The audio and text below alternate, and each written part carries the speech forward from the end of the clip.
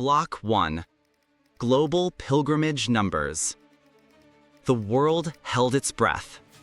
As airports fell silent and borders sealed shut, an ancient human tradition, one that has survived empires, wars, and plagues, faced an unprecedented challenge. Pilgrimage, the sacred act of journeying to a place of spiritual significance, came to a grinding halt. The great paths of the world, the dusty trails of the Camino de Santiago, the bustling avenues of Mecca, the serene mountain circuits of Japan, emptied out, leaving a profound silence. Experts and observers alike asked a somber question. In an age of digital connection and post-pandemic caution, would these profound physical journeys ever truly recover?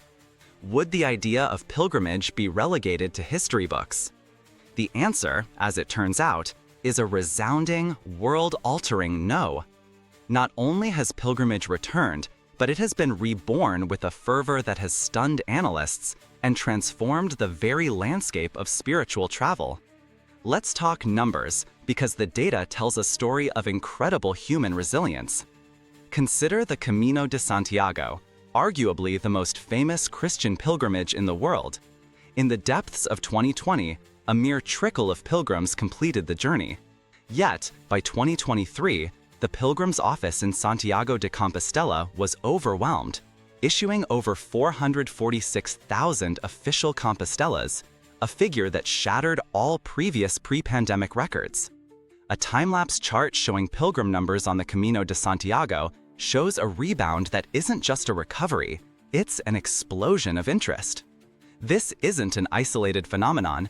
In Saudi Arabia, after severe restrictions, the Hajj pilgrimage to Mecca saw a triumphant return to full capacity in 2023, with over 1.8 million international pilgrims participating, a number expected to grow. The smaller, year-round Umrah pilgrimage has seen an even more dramatic surge, with the kingdom aiming for 30 million annual pilgrims by 2030, a goal that seemed fanciful before the pandemic, but now feels startlingly achievable. Across Asia, the story repeats itself. The Shikoku Henro, a 1,200-kilometer Buddhist pilgrimage circuit of 88 temples on the Japanese island of Shikoku, has witnessed a renewed interest from both domestic and a new wave of international travelers seeking quiet contemplation. In India, domestic religious tourism is booming. The Char Dham Yatra in the Himalayas, a sacred journey to 4 Hindu shrines, has seen visitor numbers that are straining local infrastructure, forcing authorities to implement registration systems to manage the sheer volume of devotees. Massive yet orderly crowds of pilgrims moving through a sacred site are no longer a memory, but a vibrant, present-day reality. So, what is fueling this incredible global resurgence? The answer lies deep within the collective psychological experience of the pandemic itself. The period of forced isolation, anxiety, and digital saturation created a profound, almost primal hunger for its exact opposite: physical movement, tangible connection, and authentic meaning. For many, the lockdown was a period of introspection that brought life's biggest questions to the forefront. Stripped of daily routines and distractions, people began to reevaluate their priorities, their purpose, and their place in the world. Pilgrimage offers a direct, physical answer to that abstract search. The simple, repetitive act of walking a well-worn path becomes a form of therapy, a way to process grief, celebrate survival, and find a sense of control in a world that felt uncontrollable. This is more than just a vacation, it's a quest for healing. Mental health experts have noted that the structure of a pilgrimage, a clear start, a challenging middle, and a definitive end, mirrors the therapeutic process. It provides a framework for personal transformation. The physical exertion releases endorphins, the connection with nature reduces stress, and the shared experience with fellow travelers combats the deep-seated loneliness that became an epidemic in its own right. After being confined to our homes, the freedom of walking under an open sky, of putting one foot in front of the other toward a distant goal, is an incredibly powerful act of reclamation. It's a declaration that we are still here, still moving, still searching. Furthermore, the pandemic accelerated our complicated relationship with technology. While it was a lifeline, it also led to unprecedented levels of screen fatigue and a sense of digital detachment. The pilgrimage, in its purest form, is the ultimate digital detox. It's a forced immersion into the analog world, where the primary interface is not a screen, but the earth beneath your feet, the weather on your skin, and the face-to-face interactions with strangers who quickly become comrades. This desire to unplug and reconnect with something real and tactile is a massive driver, especially for younger generations who have lived their entire lives online. They are discovering that a shared meal in a rustic pilgrim hostel can forge a bond deeper than 1,000 social media interactions. This renewed interest is not just about reviving old traditions, it's about discovering their profound relevance in a world desperately seeking to heal, connect, and find its way forward. But what's truly fascinating is that this energy isn't just flowing back into the old well-trodden paths, it's carving out entirely new ones. New pilgrimage routes. New pilgrimage routes isn't just a story of volume, it's a story of radical innovation. While the classic routes are more crowded than ever, a parallel phenomenon is unfolding: the birth and rediscovery of a whole new universe of sacred journeys. This isn't about replacing the old, but expanding the very definition of what a pilgrimage can be in the 21st century. The modern pilgrim is changing, and the paths they walk are changing with them, driven by a powerful cocktail of technology, shifting demographics, and a more inclusive understanding of spirituality. The post-pandemic pilgrim is no longer a singular archetype. They are a diverse collective of seekers, and they are demanding new ways to journey. Technology is at the absolute heart of this transformation. In the past, a pilgrimage required a well-worn map, a compass, and a deep reliance on ancient waymarkers. Today, a pilgrim's smartphone is their most essential tool.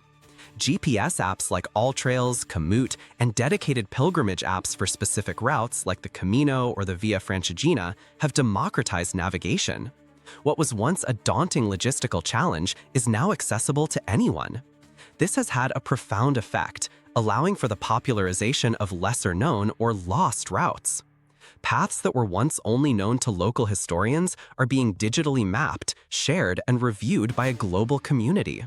A pilgrim in Ohio can now meticulously plan a journey along the Stalavways in Norway or the Kumano Kodo in Japan, downloading offline maps, reading up-to-the-minute trail condition reports, and even booking hostels months in advance, all from their phone. This digital layer does more than just guide, it builds community. Facebook groups, Reddit subreddits, and WhatsApp chats dedicated to specific pilgrimage routes have become virtual town squares. Here, prospective pilgrims can ask questions, share packing lists, and find travel companions. While on the path, these groups serve as a real-time support network, a place to share triumphs, warn of challenges, and offer encouragement. This digital community fosters a sense of belonging and safety that is encouraging a much wider demographic to undertake these journeys. It's a beautiful paradox. The very technology that can make us feel isolated is now the primary tool enabling deep, real-world connection and adventure. This new accessibility has coincided with the rise of the modern pilgrim, a category that is wonderfully broad. We are seeing a huge influx of younger travelers, millennials and Gen Z, who are less motivated by traditional religious doctrine and more by a search for personal meaning, mindfulness, and authentic cultural experiences. For them, the pilgrimage is a form of secular spirituality. It's a physical challenge, a mental reset, and a chance to connect with history and nature. This has given rise to routes that blend spirituality with other interests. Think of the eco-pilgrimage, where the journey's focus is on environmental stewardship, with pilgrims participating in conservation projects along the way. Or the rise of wellness trails, which combine long-distance walking with yoga retreats, meditation centers, and organic farm-to-table food. We're also seeing the creative reimagining of sacred travel in urban settings. Routes like the Camino de Londres or the Via Francigena in the city are being developed, allowing people to experience the pilgrim's mindset without having to travel to a remote wilderness. These urban pilgrimages connect historical churches, parks, and places of quiet reflection within a bustling metropolis, making the experience accessible for a weekend or even a single day. A digital map overlaying a modern cityscape showing a sacred walking path highlights how the ancient and modern can coexist. These innovations are making pilgrimage more inclusive than ever before. Routes are being designed with accessibility in mind, featuring sections that are wheelchair-friendly or suitable for families with young children. The focus is shifting from a one-size-fits-all model to a customizable journey that can meet the spiritual and physical needs of anyone who feels the call to walk. The result is a vibrant, evolving ecosystem of sacred travel, where ancient tradition is being constantly reinterpreted for a new generation.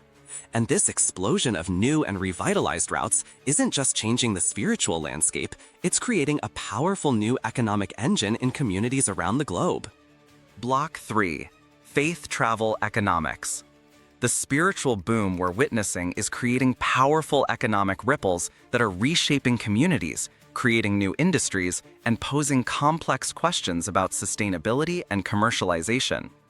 When a pilgrim sets out on a journey, they are not just walking a path, they are participating in a unique and powerful microeconomy. Every euro, yen, or rupee they spend on a bed for the night, a warm meal, a cup of coffee, or a locally made souvenir is a direct investment into the small towns and villages that line these ancient and emerging routes. The economic transformation of faith travel in the post-pandemic world is a fascinating story of adaptation, opportunity, and the delicate balance between profit and preservation. At the most granular level, the economic impact is a lifeline for rural areas that have often been left behind by traditional tourism. On a route like the Camino de Santiago, a single pilgrim spends an average of 40 to 60 euros per day. When you multiply that by the hundreds of thousands of people now walking these paths, you begin to understand the scale.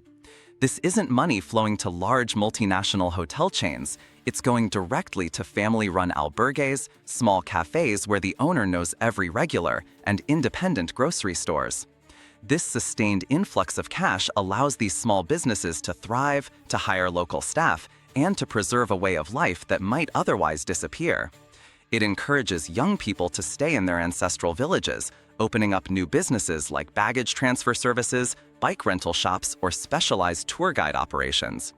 The pilgrimage economy is, in essence, a powerful engine for sustainable grassroots development. This economic surge is also driving innovation in the hospitality sector.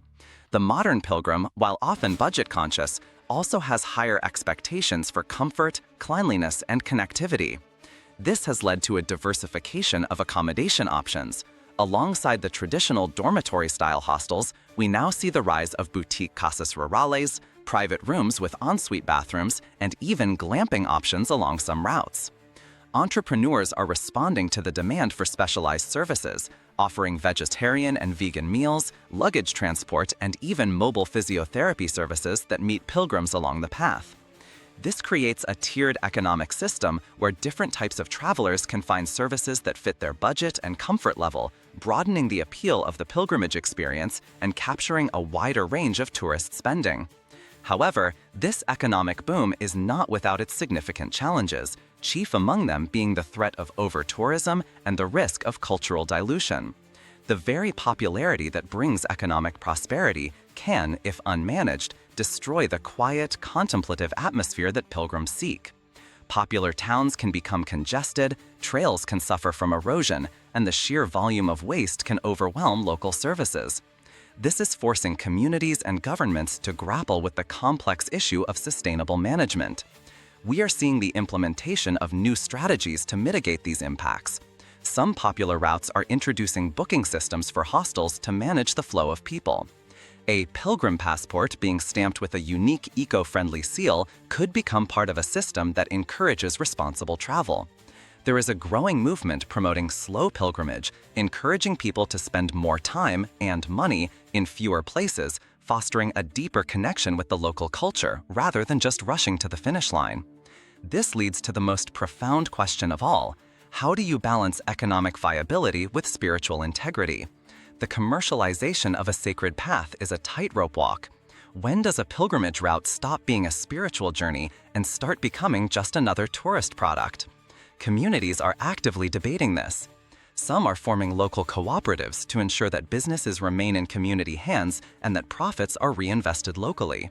Others are establishing strict zoning laws to prevent overdevelopment and preserve the historic character of their villages.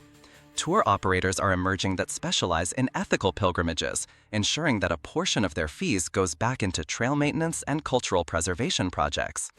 The future of faith travel economics depends on finding this delicate equilibrium.